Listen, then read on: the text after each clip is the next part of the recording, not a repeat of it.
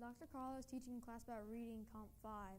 His class is going to be about fluency, and he's going to teach it with 5 students in a small group. It's going to be about 10 minutes long. Today we're going to talk about a concept called fluency. Fluency. Has anyone ever taken a class where you've dealt with fluency before? Yes. Yes, when? I took it, I think, in kindergarten.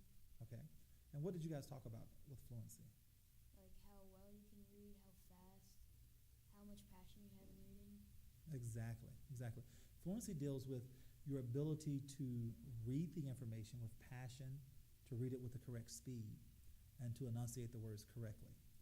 So today what we're going to practice with doing is we're going to take a piece of literature and we're going to read it, and we're going to try to read it with passion and with what's called fluency. Okay? So I've given you a piece from the history place, The Great Speeches. There's a young lady by the name of Susan B. Anthony. Has anyone ever heard of her before? Okay, so she's a fighter for women's rights during women's suffrage. And so what we're going to do today, I want you to take a few moments. I want you to read over it, become familiar with the piece of literature, and then we're going to go and we're going to read it as a group, okay? Now that you've had opportunity to actually read this piece of literature, were there words in the literature that you did not know before you started reading? Yeah, a couple. A couple of them? Let's name a couple. What is one word that you saw in the literature? Hardihood. Hardihood. That's a great word. Now, looking at hardihood in the context of the sentence, are you able now to tell me about what that word means? Yes. What do you think hardihood means? I think it means like you don't have the heart to say it, like you are afraid to say it. Because it would be mean or something. That makes sense. Now, for everyone else, read that sentence for all of your classmates to hear. Oh, you want me to? Yes. And I hardly believe any of our opponents will have the hardihood to say they are not. Okay. Can everybody see that? When she said it means that you don't have the heart to voice your opinion, or you're afraid to voice your opinion? Does anyone disagree with her interpretation of what that word means? No, that's what the word means. What's another word that we saw? Aristocracy. Aristocracy? Okay. And what do we think that word means? I think it means some form of government, probably. Okay, exactly. And so she says in the text, she says, it is not a republic. It is an odious aristocracy. So now we look at odious. Is that a negative word or a positive word? Is that a negative word or a positive word? A negative word. A negative word. Why do we say that it's a negative word?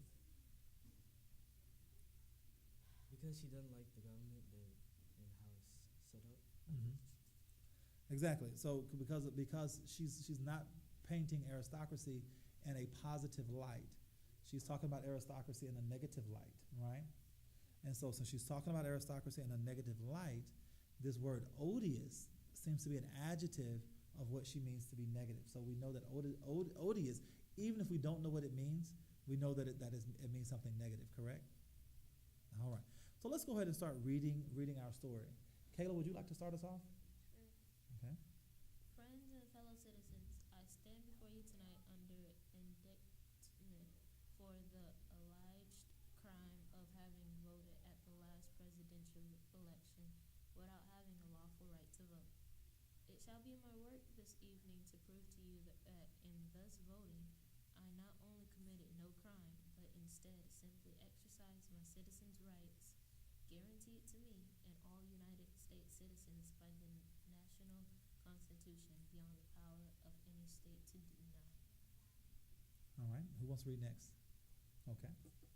The preamble of the federal Constitution says, "We the people of the United States, in order to form a more perfect union, establish justice, ensure domestic tranquility, provide for the common defense, promote the general welfare, and secure the blessing of liberty to ourselves and our posterity, do ordain and establish this Constitution for the United States of America." Excellent. Anyone else want to pick up? Okay.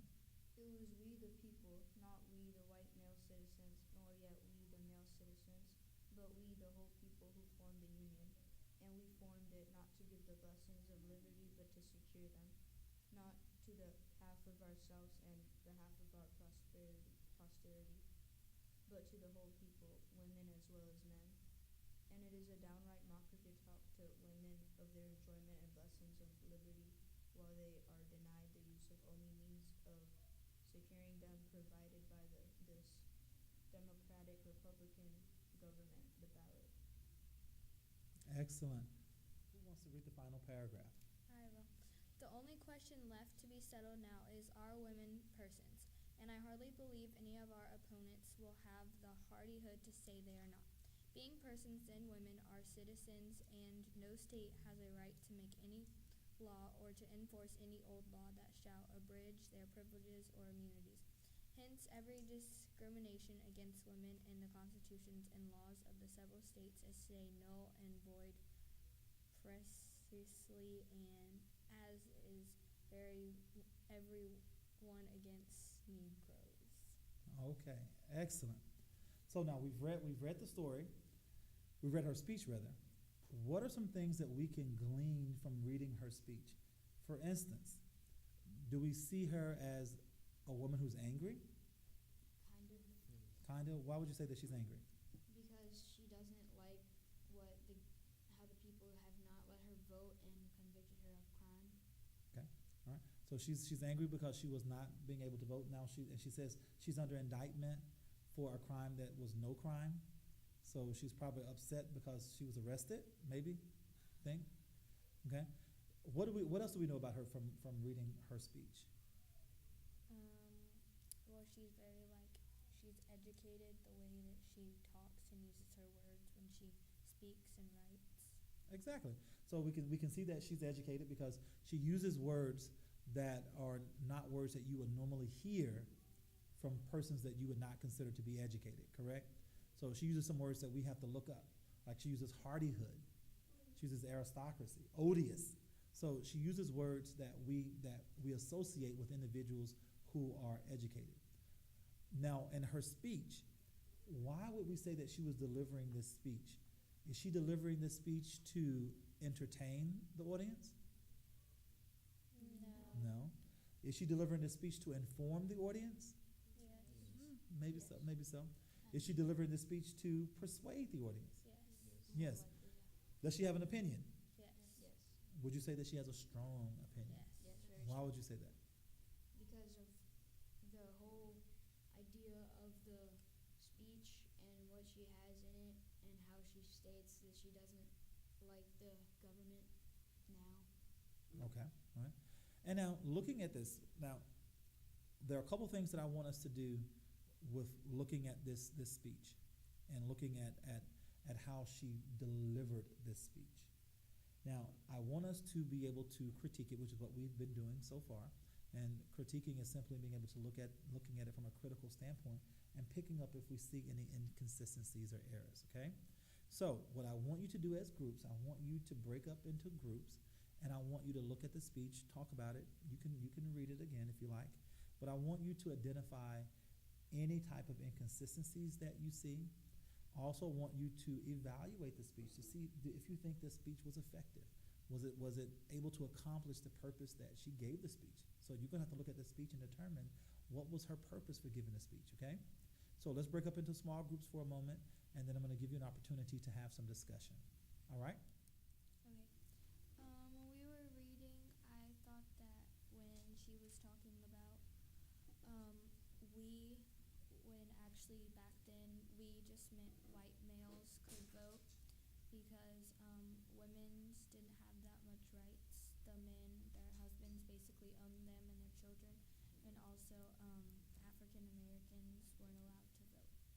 Yeah, I think she was really passionate about this speech because she used really big vocab, and she must have been educated a lot, and that she used quotes from the preamble of the federal constitution, and she explains about we and the people. So she wants women to be included in the group of males and females, or males and white males and black people. So she wants everyone to be treated equally. We, the people of the United States, in order to form a more perfect union, establish justice, ensure domestic tranquility, provide for the common defense, promote the general welfare, and secure the blessings of liberty to ourselves and our posterity. To do, ordain, and establish this Constitution with the United States of America.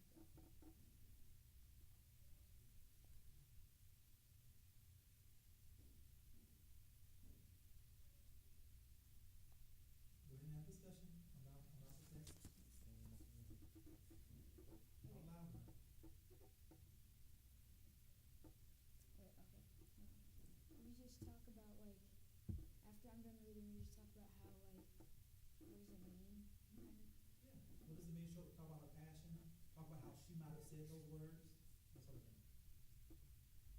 I think Susan B. Anthony had great passion when she said this because it was probably one of the most important parts to her speech because it was a quote from the preamble of the Constitution. And she probably was trying to make that her point to the people she was giving a speech to. And I think that was her, like, strong point of the speech.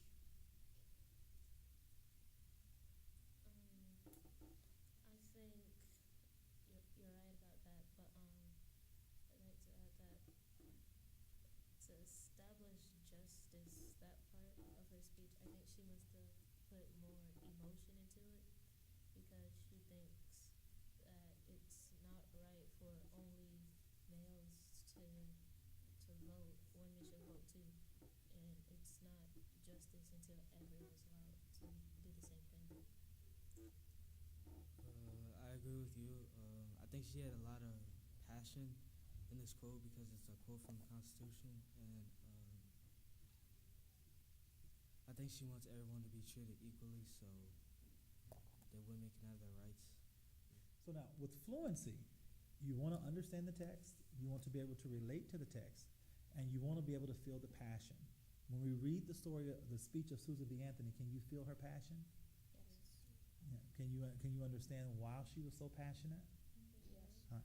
So as we get ready to close out the lesson, I want each of you to look through the speech, pick out a part of the speech, a sentence that you feel was powerful and very pivotal.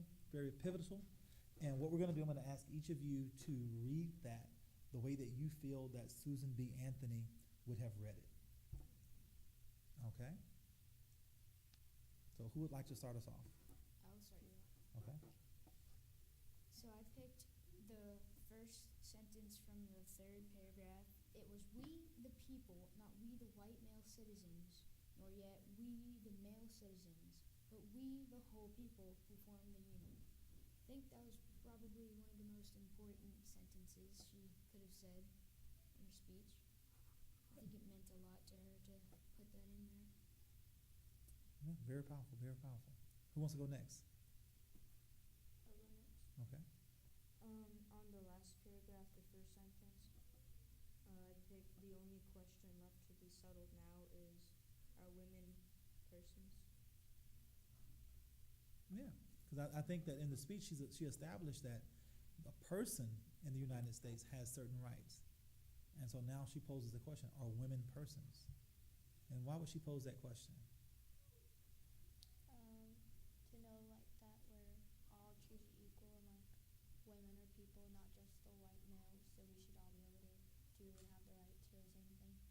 Okay, exactly. So who would like to read next? So I want to thank you all for taking this fluency class with me today, and you all have a great day.